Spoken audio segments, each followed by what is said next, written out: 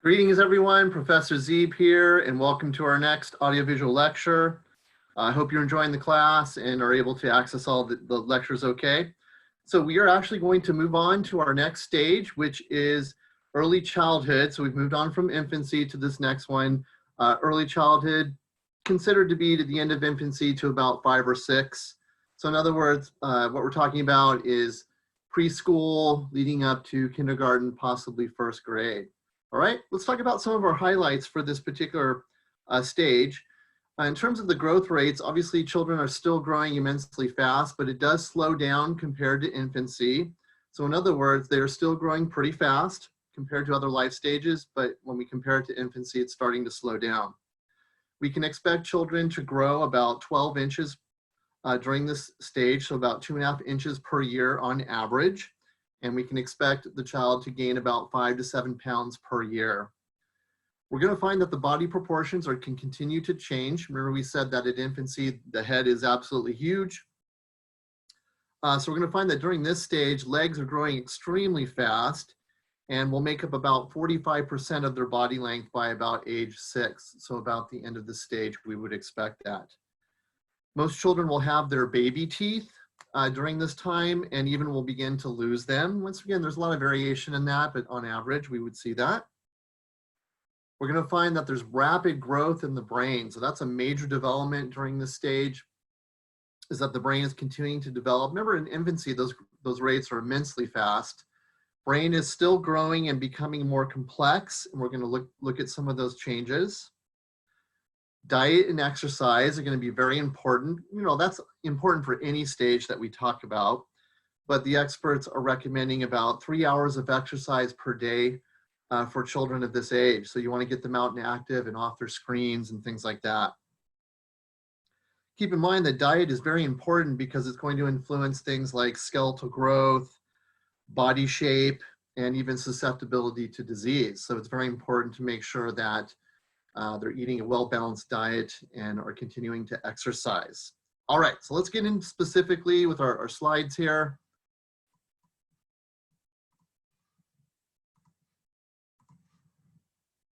Okay, so once again, early childhood is about from age 2 or so to about 5 or 6. It's kind of the age frame we're looking at here. We're going to start off with the physical and motor development of early childhood, okay, and look at the advances compared to infancy. It turns out that boys and girls show about the same rate of growth during this time. That pattern will definitely change, especially in middle childhood. And as they approach puberty, we're going to see growth spurts, and that actually girls will start to go through those earlier than boys, but we'll talk about that later, okay? In terms of their body composition, we're going to find that girls seem to accumulate more fatty tissue, and boys will have more muscle tissue. And that will be a lot more obvious later on, but now we even see those differences here. Remember, different cells and tissues and organs grow at different rates, and that explains why the proportions of their body are not quite adult-like, and eventually will catch up over time, as we said before. Okay, and some things that sort of contribute to growth rates would be, of course, heredity. Genetics seem to play a big part of that. Their nutritional style, in other words, are they eating the appropriate substances and nutrients and things like that? Obviously, that plays in. And then even ethnic origin. So that we've found that studies have shown there's some differences there. Okay, so those 3 factors, you know, in sum, really affect growth rates as well as other things. If you look at the slides a little bit farther down the line. At about 2.5, most children have their primary teeth.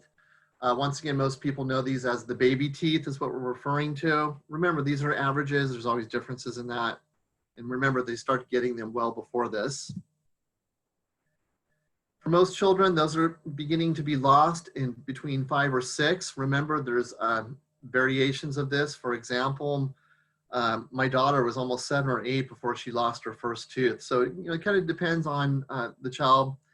We see a lot of variation, but if we average it out, about 5 or 6 or so. We're going to find that the brain continues to develop, as we mentioned before. It's starting to slow down compared to infancy, but when we compare it to, say, adulthood, we're going to see some pretty massive gains, which allows their cognitive skills to completely take off, especially in language. This is the language explosion era, early childhood. So we're really going to see that take off in terms of vocabulary, being flexible and comfortable with using language. Okay, so let's look at some of the averages for brain growth rates.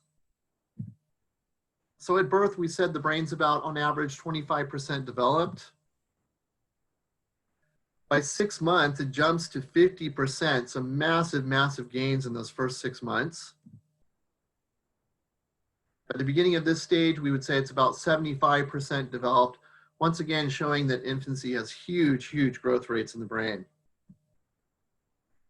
By the end of early childhood, we would find it would be about 90%. So it shows that even though these gains aren't as rapid as we see here, still we see some significant changes in the brain from 2 to about 6 or so.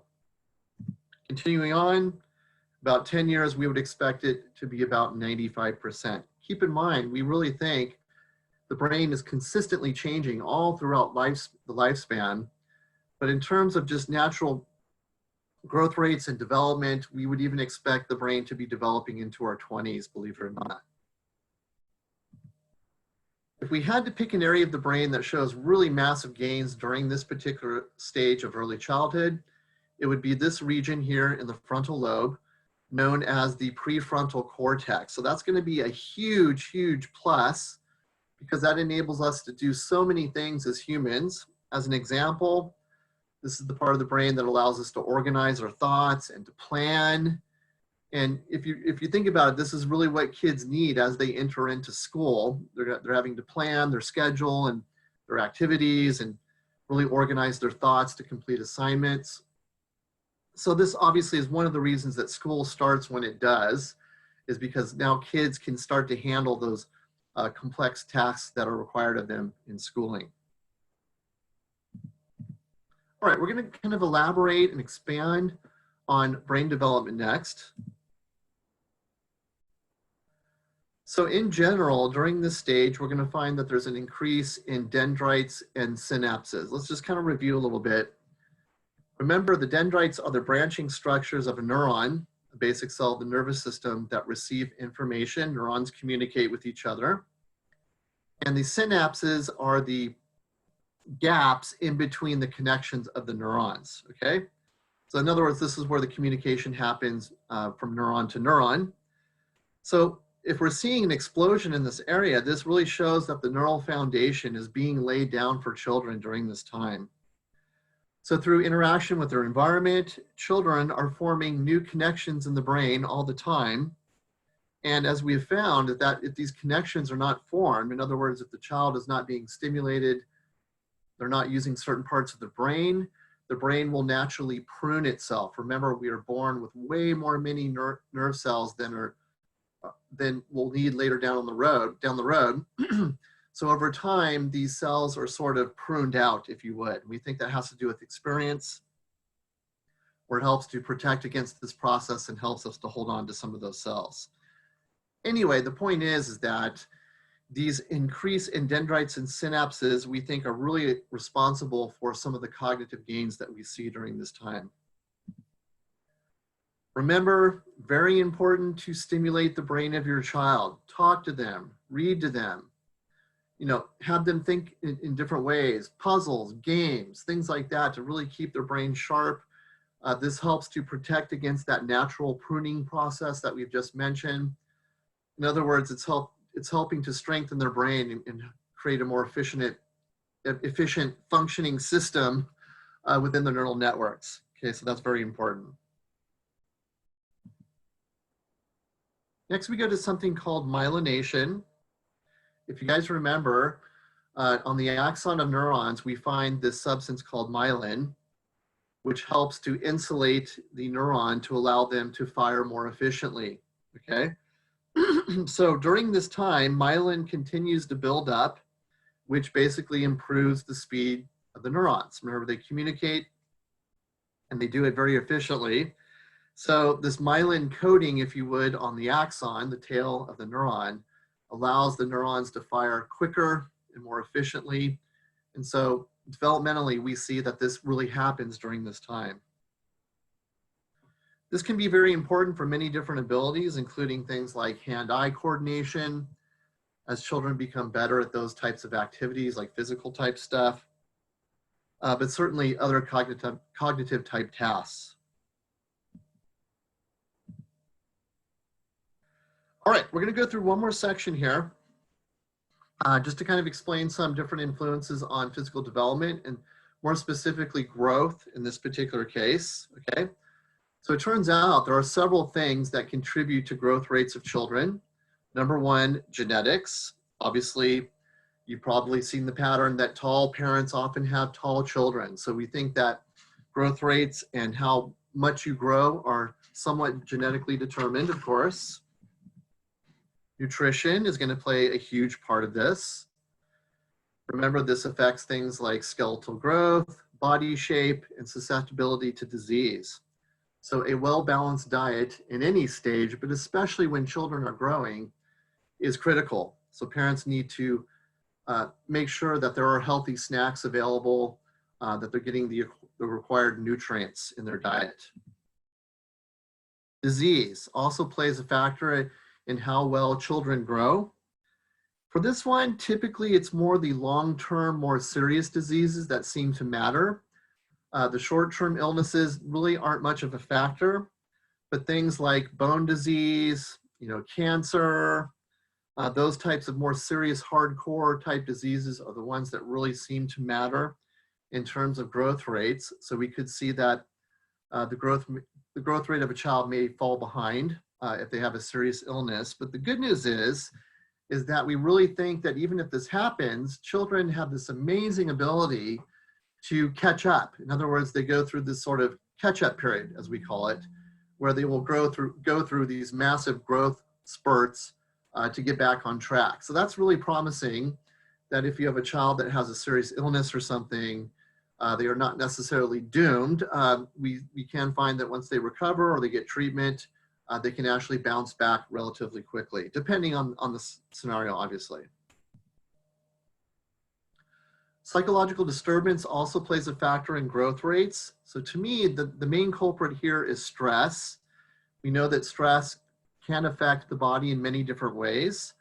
So theoretically, if a child is very stressed out, it could affect many different parts of their life, including their body, but also how they feel about things and their diet and their sleeping habits, which could all create problems. So you want to make sure that children are avoiding stress as much as possible and giving them or teaching them coping mechanisms to deal with stress.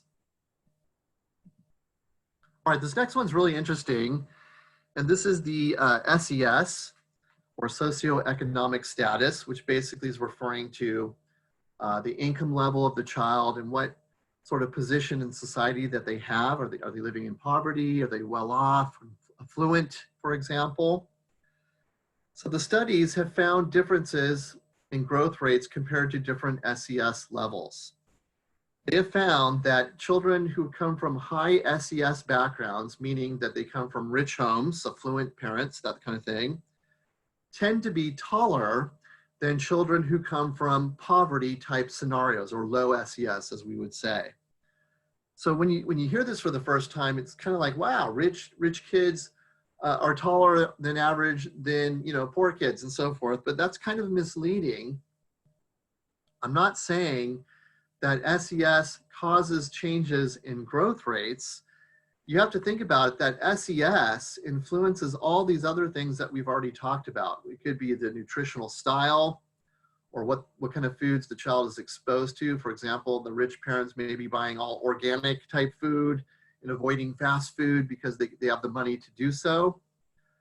You could argue that they might have better health care, and therefore the diseases are limiting. They're showing limited exposure to the serious illnesses that cause growth rate problems. You could also argue that being well off may lower stress levels. So you kind of see the point here, the pattern is that SES in itself does not really create changes in growth. It's all the things that go with it that we've already talked about, okay? Lastly, what I want to cover is something called the secular trend. So they have data of growth rates for children, obviously across history. And so they've noticed that, especially over the past 100 years, children have gotten progressively taller. So in other words, if we look at the average 5-year-old in 1900 compared to today, most children are taller than they were back then. That's what we call the secular trend, that people are becoming healthier, potentially. We even have evidence that girls are going through puberty earlier as a result of this, okay? We really think one of the reasons that is improvements in sanitation. Obviously, we're a lot better at that than, say, 100 years ago. Nutrition, if you think about all the accumulated research in terms of what's good for you and what's bad for you. So remember, a lot of this data goes back before the FDA and things like that. So advances in nutrition, advances in medicine, kids are becoming more healthy because of our advances in ways of treating problems. So a lot of different moving parts here, but it's basically showing that, as a species, we're becoming healthier. And a lot of these changes have to do with improvements in our quality of life, which is kind of interesting. And we'll examine that later on in our adolescent chapter as well. All right, so this will conclude our short lecture on the physical development of early childhood. Please progress to the next step in the class, and we will see you online.